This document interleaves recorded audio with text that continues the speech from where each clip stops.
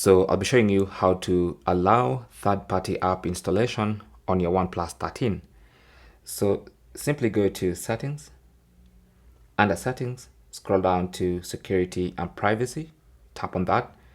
Under security and privacy, scroll down to more security and privacy.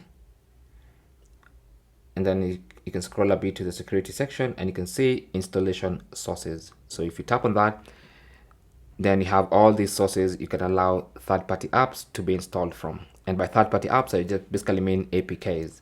So for instance, if you have an APK coming through your email, you can enable it from here. So basically you're allowing Gmail to install third-party apps, right?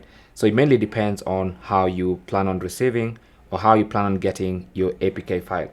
If you're going to download it using Chrome, then you enable it on Chrome like that. If not, just leave it disabled for security purposes. Now, if you plan on receiving your APK via WhatsApp or Telegram or any other app, that's where you allow.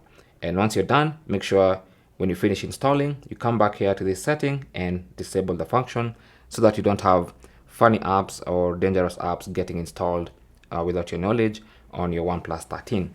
So that is basically how to allow third-party app installation on your OnePlus 13. Thanks for watching.